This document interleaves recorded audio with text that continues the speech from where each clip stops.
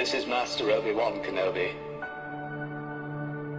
I regret to report that both our Jedi Order and the Republic have fallen.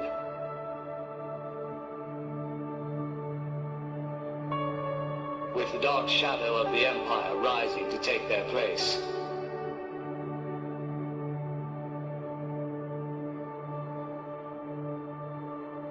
This message is a warning and a reminder for any surviving Jedi.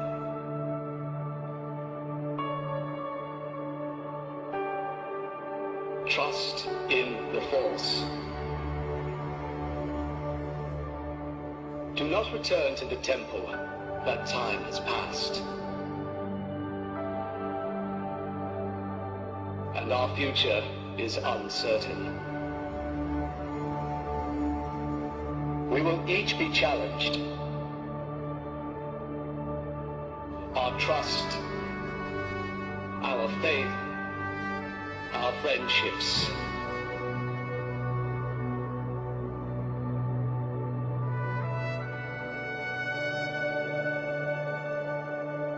But we must persevere.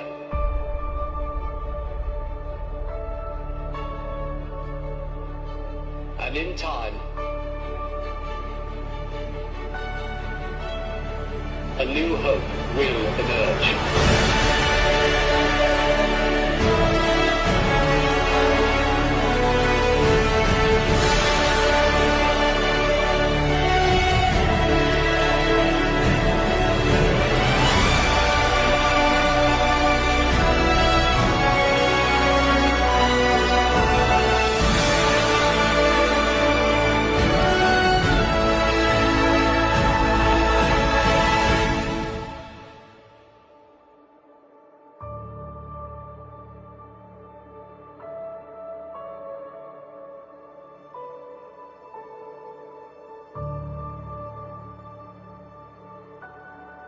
May the Force be with you, always.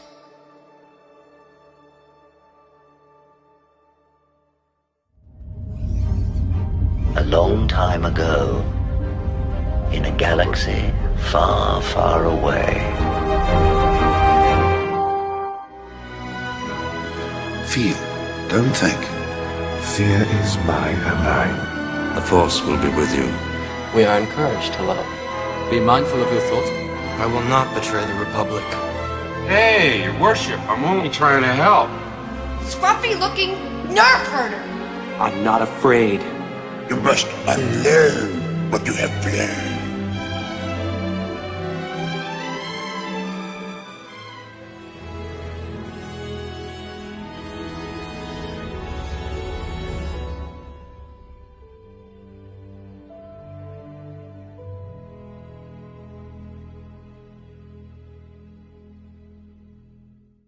So, woke up this morning after seeing a beautiful red-tailed hawk in my backyard, looked at the news, and this came over the news. Disney names James Gorman chairman of the board. New CEO expected to be named in 2026. James Gorman is the former CEO of Merrill Lynch, and he's a very serious financial guy. He's a good representative on the board of what the investors are looking for. And this is a BFD. He's going to replace the former Nike head, Mark Parker, who replaced Susan Arnold. Mark Parker came from Nike. And basically, he was sort of a faceless, kind of almost anonymous person on the board. Now, if you remember, before Iger left, Iger was also the chairman of the board and CEO of Disney. So him actually giving the board up to somebody else is kind of a big deal. It shows a lot of hubris, in my opinion, I think, on Iger's part, but there you go. And like I said, Parker was just there, just kind of as window dressing. Now we've got the former CEO of Merrill Lynch, James Gorman, coming in. Now, like I said, Gorman was brought in to help lead the search for a new head, a CEO of the company. And lots of names have been bandied about, but we will talk about them later. I think picking him up was probably a good idea, and naming him chairman of the board, like I said, is an even better idea because he is an investor. He's an investment class guy. And I think Iger is very smart and wise to not put up a fight to actually allow this to happen. Because for too long, the investors weren't listened to. And the investors, along with the customers, are the most important people here. Not the executives, not the DEI parasites. So, in my opinion, Gorman coming in on the 2nd of January is a great step forward. Now, who do we think is going to be listed in the sweepstakes to replace Iger? They really didn't understand what the word graffiti meant. They didn't. The studio executives generally are not the most sophisticated people in the world. And you will find that if you go to Hollywood. I hope you don't, because you don't want to be oppressed by people who are not as smart as you are. And I'm dumb. And obviously, all of my friends who are successful, all the same age, all went to school together, all had fun. The secret ingredient, which everybody's like, why are you guys so successful? We all love movies. We aren't doing it to get rich. We never thought we were ever going to get rich or be successful or anybody would even like it. But we love movies, and we make the kind of movies that we love to see. Say, oh, I'd like to see that. And we have the advantage of being able to actually make the movie. You know, and say, okay, well, it's not coming out, so let's just make it. Then we'll bring it out. And so mostly it's that I come up with an idea for a movie and I just want to see it. So who is on the short list from the inside of Disney? Well, we have Dana Walden, who has automatically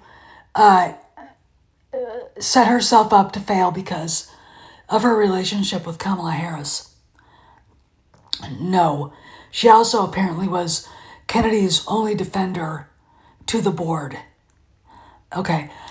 No. Twice no now. Josh D'Amaro, the head of the parks. No. After the lousy job he's done with the parks. No. And then we've got Alan Bergman, who has not been mentioned, who has not been talked about. And I think he's probably the one that Iger wouldn't mind seeing take over. That's the inside. But James Gorman, when he came in, told the Hollywood press that they were looking outside of Disney for a new CEO. And I would think with him coming in as the chairman of the board, that'll probably be the thing. Because look, Disney can't afford to keep doing the same things over and over again. All right, because what did Einstein say? If you do the same thing over and over again and get the same result, you know, paraphrasing here, it is a mark of insanity. Okay, so I do think that perhaps they will look to the outside. They did talk to the guy running the NBA commissioner, and that didn't work out. But why would you ever? He looks like Lurch, seriously, or Barlow from Salem's Lot. The guy's skin is whiter. I mean, obviously he's a vegan. He's got to be, because he just is. Anyway, and physical appearance aside, they said no right away. They said no. He's not the right guy. So that fell through. But there are other people. You know, and because the CEO is going to affect the parks, the hospitality, the studios, okay? All the studios. That includes Lucasfilm. We don't want somebody who's going to be sympathetic to Kennedy because she's a woman. We don't want somebody who's going to be sympathetic to Kevin Feige because Kevin Feige if it weren't for Ryan Reynolds, would be barely treading water and being pulled down by his utter failures of Marvel's Shang-Chi and the Eternals. Okay, Kevin Feige is a bad executive for this. He's not a creative. He rode on the shoulders of giants, as Kathleen Kennedy did. We need someone who's going to let the creatives free, who's not going to saddle them down with DEI quotas. Okay, because I think that's the problem. We need someone who's not going to kowtow and bend the knee to the DEI people. Okay, I mean, if you look at what's been going on, like I said yesterday, after the trashing of InBev over Dylan Mulvaney, Toyota has dropped DEI, Tractor Supply, John Deere, and I think it's time for Hollywood to stop it too. Because people who fall for it, like Kathleen Kennedy and the women surrounding her in this picture, aren't smart enough to know that they're hurting their product. Instead of being creative, they shit all over the fan base. She shit all over Lucasfilm and its fan base over this feminization of characters and situations that were not meant for this kind of thing. I mean, I'm going to be very honest. The only time I've ever seen diversity work organically is the TV show Shrinking. Okay, there you go. And there are characters I dislike in it because they're annoying. Okay, but still, it's a Los Angeles neighborhood. What's going on makes sense. Okay, a lot of weirdos. Okay, I have never seen anything out of Disney that can do the same thing, because what they want to do makes no sense in the context of the franchises that they've created. So you need a CEO that sees it and says, this is a boys' franchise. The girls who like it. But this is a boys' franchise, so maybe you should walk away from feminizing it. Maybe you should stop with the LGBTQ crap, because you're only speaking to a very small sector of the audience. Okay, and look, The Acolyte. Nielsen numbers didn't lie. Okay, they didn't lie, it was canceled. It should be removed from Disney Plus. People left Disney Plus over it. Maybe it's time to look at the political situation of this country and start acting accordingly. Disney needs a CEO that is connected to things other than Hollywood. And to bring it home that we're not in the business of making stuff for ourselves. We're in the business of making stuff for the audience. And the audience doesn't like it right now. The audience doesn't like what you're doing. This is Steph, signing out. I'll see you around the galaxy.